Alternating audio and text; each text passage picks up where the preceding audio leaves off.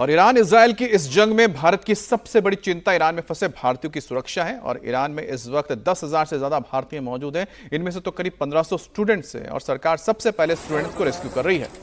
और उसकी तस्वीरें आप देख रहे हैं। 110 इंडियन स्टूडेंट्स को ईरान बॉर्डर से आर्मेनिया की राजधानी येरेवन पहुंचा दिया गया है। इनमें 90 स्टूडेंट्स कश्मीर के रहने वाले हैं।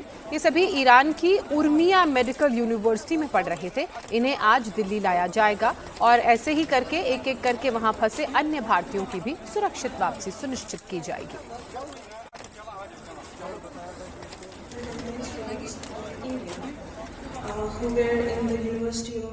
इस वक्त तेहरान की उर्मिया यूनिवर्सिटी में पढ़ने वाले 110 स्टूडेंट्स आर्मेनिया की राजधानी येरेवन में रुके हुए हैं। 2-3 दिन पहले हम बहुत खराब हालत में थे। हमने हवा में उड़ती मिसाइलें देखी। हमारे आसपास धमाके हो रहे थे। रात में भी धमाकों की वजह से हम सो नहीं पा रहे थे, लेकिन अब हम सुरक्षित हैं। इंडियन एम्बेसी के लोगों ने हमारे साथ परिवार की तरह बर्ताव किया। मैं भारत में रहने वाले स्टूडेंट्स के पेरेंट्स को कहना चाहती हूँ कि वो चिंता ना करें।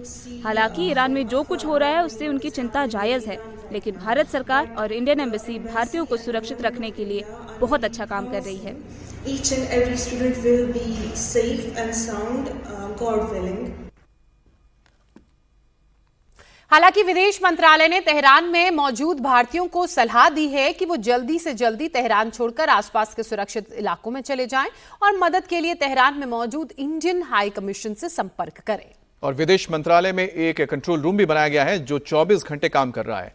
विदेश मंत्रालय ने कुछ हेल्पलाइन नंबर भी जारी किए हैं। ये नंबर आपकी टीवी स्क्रीन पर भी हम फ्लैश कर रहे हैं। अगर आपके परिजन ईरान में मौजूद हैं तो आप इन फोन नंबर्स पे फोन करके मदद मांग सकते हैं। अपनी लोकेशन हमारी एम्बेसी को आप शेयर कर सकते हैं। और तेहरान के भारतीय दूतावास ने ट्वीट करके भारतीयों से अपील की है कि वो अपनी लोकेशन एम्बेसी के साथ शेयर करें। Indo Iran chamber of commerce जैसे संगठन भी ईरान से भारतीयों को इवैक्यूएट करने में सरकार की मदद कर रहे हैं। संगठन के प्रेसिडेंट हाकिम रजा ने यह कहा है कि ईरान में फंसे लोगों में ज्यादातर मेडिकल और रिलीजियस स्टूडेंट्स हैं। इसके अलावा भी वो लोग हैं जो धार्मिक यात्रा पर गए हैं। उन्होंने कहा कि इंडियन एम्बेसी ज्यादातर लोगों को कॉन्फ्लिक्ट जोन तेहरान से निकालकर कुम शहर में भेज रही है और इसके बाद सभी भारतीयों को सेफ पैसेज के जरिए ईरान से निकालने का इंतजाम किया जा रहा है। अगर देखा जाए ऑल ओवर इंडिया का तो अराउंड मोर देन 10,000 वहाँ पे हैं, फंसे हुए हैं। इन एम्बेसी के थ्रू ही एम्बेसी ही कोऑर्डिनेट करके बसेस वगैरह अरेंज किए। जो मेडिकल स्टूडेंट्स थे उनके लिए सब फ़िलहाल खुम भेजे हैं सेफ प्लेस के लिए।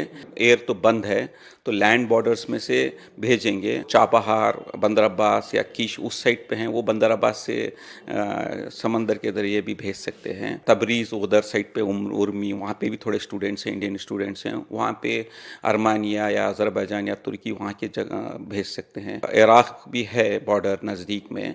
अब देखना है इंडियन एम्बेसी से और गवर्नमेंट लेवल में होना है कि कहाँ से एवेकेट करना है। मोर